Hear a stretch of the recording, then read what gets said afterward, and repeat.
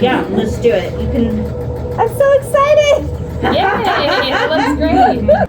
From here is where I would say 1/2 inch for my first fold. So this is the second class, and this is pretty lecture heavy, so I'm going to do a bunch of editing and cut things out. But she's showing us how to measure and fold and mark for hemming a pair of pants. And there are multiple different ways to do this, which she goes over, and I found it really interesting. And she's going to show us something called pressing in just a moment. Okay, so pressing, a couple different options. So when you're at the iron, I don't want to show you there because then some of you can't see. So just pretend I'm on an ironing board. This is a tailor's ham, which I actually do use when I hem. What's that for? It's really easy to press curves and to get into little spaces. They even have a sleeve one there that's real thin that you can get into like a little sleeve. I am so glad the student asked what this was because I've never seen this before and I thought it was so interesting. There are so many things in sewing, so many tools, so many things. I went to the store the other day and I was so overwhelmed because there were so many things that I could buy. A couple things with pressing. I don't know if you remember last week, but I told you the action is more up and down and less back and forth. What she said just now about pressing being a lifting motion is really important. Because usually when people iron clothes, they're sweeping it back and forth, and you really want to make sure when you're pressing to lift and press, lift and press. That's a really easy way to do it, but then I'm going to have to scoot this card all the way around my leg, which you can totally do. So you can use a ruler or a seam gauge. There are a bunch of different ways to measure for hemming. She has a little cardboard piece there with some measurements of a 1/2 inch, 1 inch, which I found actually really helpful. I really liked using the cardboard. Other things right now, she's using a seam gauge, which is like a little slide ruler. You can use a regular ruler. There are so many different ways to measure your hems and to press the hems. 1/2 inch hem, you can use a little cardboard thing, you can use a regular ruler, you can use a seam gauge, and you're going around and manually measuring 1/2 inch. Right now she's talking about a double fold hem, and basically you fold the fabric once to maybe a 1/2 inch, and then you fold it over again and you measure and press again for a double fold, and that is to keep the raw edge hidden inside of the fold. You can use a cheat sheet thing, you can use a seam gauge, you can use a ruler. And check it out. Oh man, I've got my first bulk. Okay, well this one I'm pushing it over and it's laying pretty flat. You know, I have it laying as flat as I can. Go around, fold it up, doing pretty good. You may need to, if you're working with a bulky fabric, you may need some help. So you can use this thing called a clapper. So she's talking about, for example, if you have a pair of jeans that you're hemming, the side seams are really thick and bulky. So she said you could use this thing called a clapper. I get super overwhelmed with all this stuff that I worry that I need to buy all these things. But she said you could also use a rubber mallet or a hammer or something like that to hammer in that seam to make it more flat. It's going to just really help you get a very crisp edge. So going around, if I were doing my seam gauge, be like that. So now when I do this, press, press, press, press, press, press, I'm going to pin or clip. And you can try both. I encourage you to try both. So wonder clips are kind of like little binder clips. You can even use binder clips. These are nice because they're flat on the bottom. I think using these clips instead of pins is absolutely brilliant. I stab myself with pins all the time when I'm trying to use them, so I definitely feel like I need to go out and purchase these clips because they are going to really save me. See it? And line it up real nice and straight along itself here. If you don't take the time to do that when you're done, you may end up with something like that, or it'll be kind of off, and it's obvious. Does that happen? Yeah. Do I really care? You know, if someone, again, is standing 3 feet in front of me and can see that, good for them. She's talking about that side seam. She got it as flat as she possibly could and lined it up really nicely. She was talking about how if it's not lined up straight, then the seam on the side is going to look slightly crooked. But it doesn't really matter if, you know, somebody's standing that close to your legs to look at that. You probably should tell them to back up because that is too close. You know, we've got a 1/2 inch down here where there's 2 layers. You can pin right on that 1/2 inch. And then when you're sewing, you can yank them out before you get them. Because again, the studio rule, no sewing over pins. Do what you want at home. Still don't recommend it, but people do it. Okay, we are practicing the measuring, folding, and clipping or pinning. She literally just told us everything what to do, but I forgot already, so I need to call her over to get some help. How the heck do you use this thing? I have no idea how to do any of this. Yeah, just remember your seam allowance. So if you want to start with 1/2 inch. Does this work like this or like this? Yeah, so I'll show you the motion, how I usually end up doing it when I'm at my ironing board. And this is just muscle memory. I go from the inside like that. And then do you want to do like a 1 inch and then a 1 inch? Yeah. A little bit more. I go like that, and then you'll have to kind of scooch it till it gets to 1 inch like that. And some folks were asking, well, but how do you not burn your fingers? You can just go. Oh, thank you. You can just go with the tip of your iron, although your iron's pretty tiny. Yeah, and if you want to Okay. try that one, just line it up in there. Yep. So it goes like fold it this around. and- Yep, you got it. Okay. Yeah, and then all the way around. I really like these cardboard measuring things. I'm going to make some myself. I also really like the seam gauge. It's just like a little slide rule. Look at this cute, tiny little iron. How adorable. It's by the brand Cricut. I've never seen this type of small iron before. I feel like I need one. Cricut, please sponsor me. Please send me free stuff. This is so adorable. I love small, tiny, cute things like this.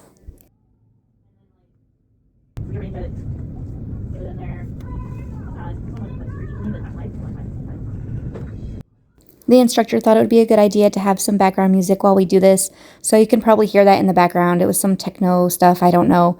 I love this little iron and this little card, although pressing is the most tedious and boring and time-consuming thing I've ever done in my life. But hopefully the more I practice, the faster and better I will get it. I love this little card. I want to make some. It was so helpful in measuring and pressing, and I just think it was such a great idea.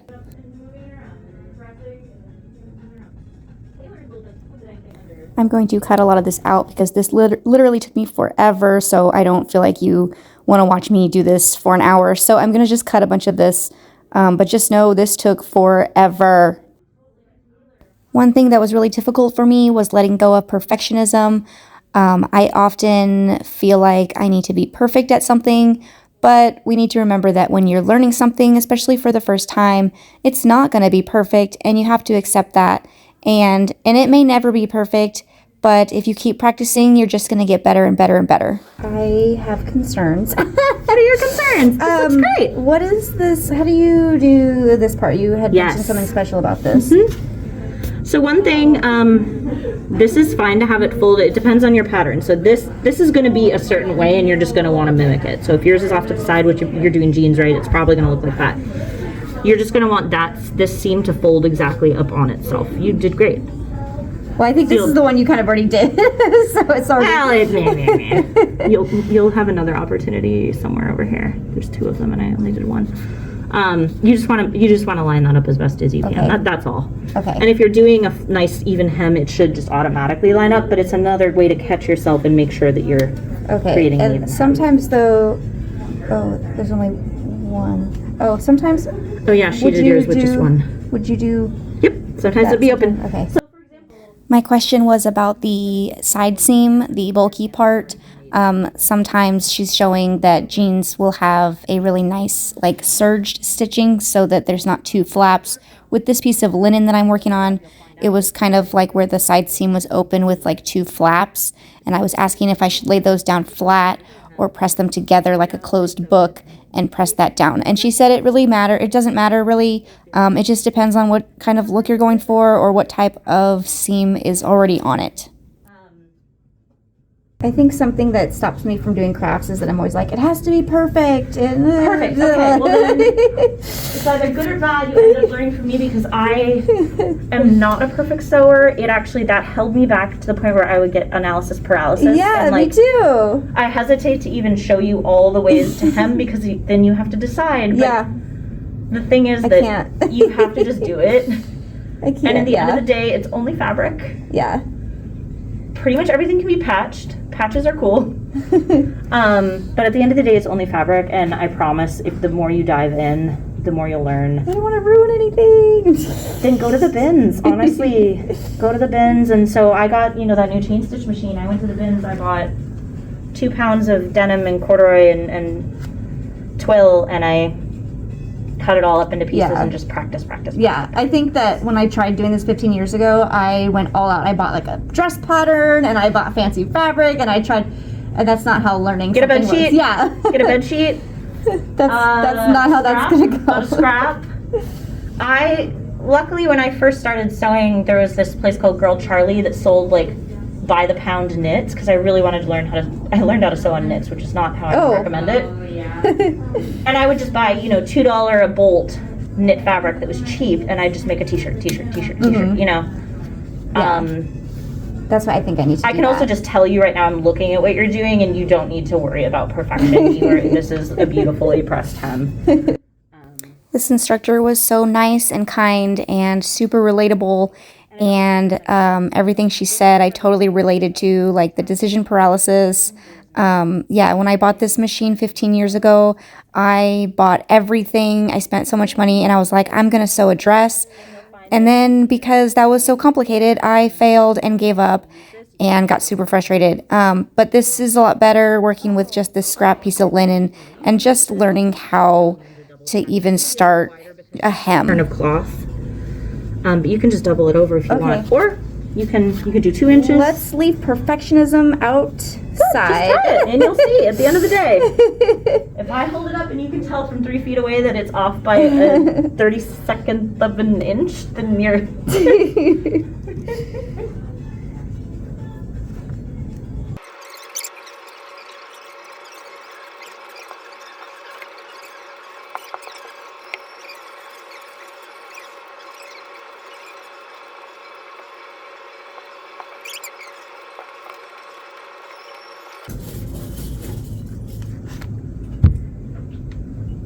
I recommend trying a couple and seeing what you like. You're doing a wider hem, so you may want to use a pin that can go all the way around there, or all the way across there. But you can also pop a couple clips in and try. With a wide one like this, I'd recommend putting the point in and out the other end and having the ball facing the outside.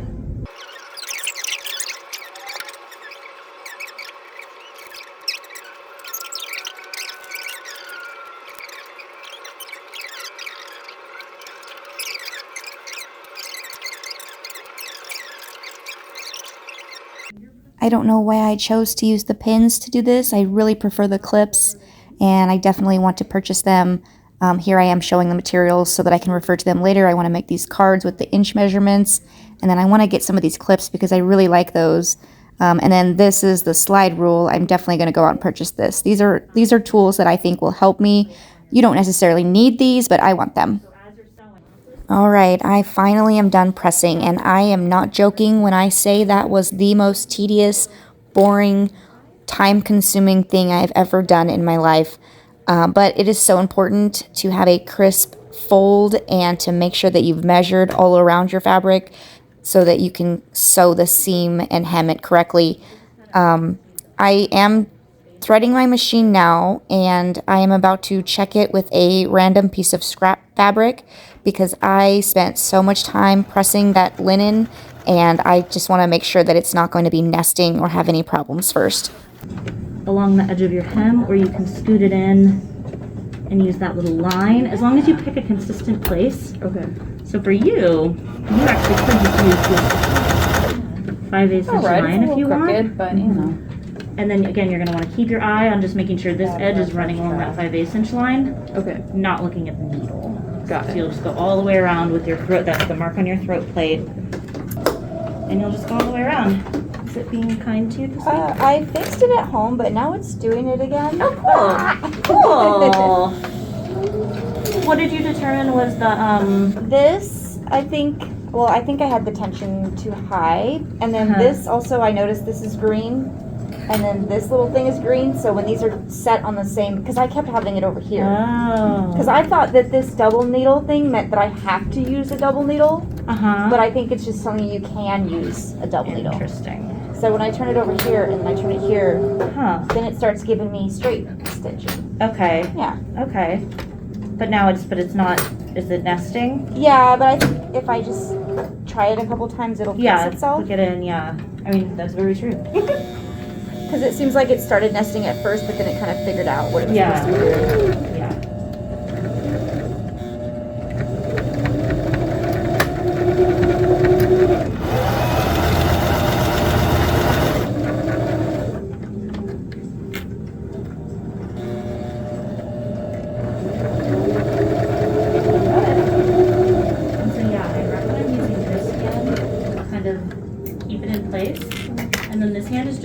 they're in.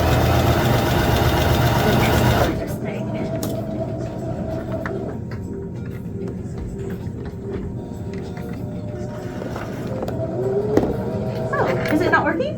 It looks. No, it grabbed it, but then It did? Here, well, let's leave it like that, and then it tangled it on here? no, it tied. Oh, here, let's. Okay, it finally fixed itself. Some of the comments that I got on my last video said that I need to figure out the bobbin situation. Maybe I need to like tighten or loosen it with a screwdriver. I'm definitely going to get some help on that because I'm not comfortable doing anything like that myself. It is so funny to watch myself on video because I notice I'm constantly observing others looking around to make sure that I'm also on the right track. So like really close to this edge. And have it so, on right? the edge of the foot, on the edge of the fabric. Yeah, I think Just keep your eye on that and feed that to make sure that it's in there. Oh, And then it'll be I made even. mine really big So so don't that I look can. at your knee. Yeah, I think if you're doing it And then when you inside, yeah, you want it kind of As you close approach to it the, close to the hole. hole. yeah, This will kind of because you want to steering. catch that little You'll take your little hand, pull that half out. inch. Oh, okay. I did a whole inch on. Oh, okay, then you've got room to play. That's for what I was sure, like. I but- need to make this big so I can do it. And then you just like line it up with the lines on the metal plate Here's a little to keep it consistent.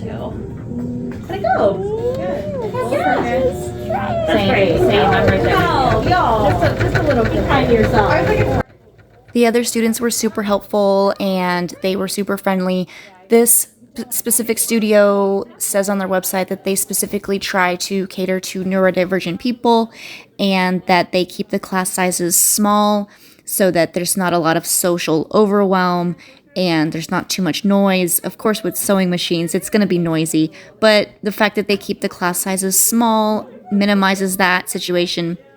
And also, they require face masks for people that might be immunocompromised.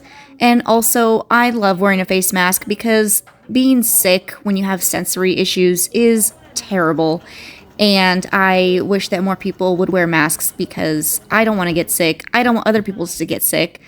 Also, when I got my autism diagnosis, I really appreciated wearing a mask because my facial expressions are really weird sometimes, and wearing a mask just minimizes people's judgment of my face, and it's just really nice.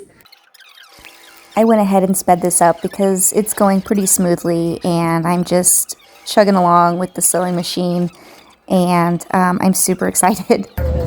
Yeah, let's do it. You can. I'm so excited! Yay! That looks great. Like honestly, since you all are so brand new, if you just sewed like 7 hems just like this, you'd feel so comfortable with it. But since so many of you have jeans, we can do it. Grab a jean, any jean.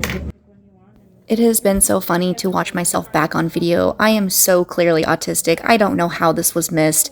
I am literally bouncing up and down right here because I am so excited and I feel so successful. And autistic joy is just something, it's so obvious that I think people notice it. And a lot of times people are like, you are being so weird right now, stop. I am super proud. Look at that crisp hem and that straight stitch. I am going to cut the video here because it is getting kind of long. There was more to this class. We worked on some pant legs on jeans, but like and subscribe for part 2.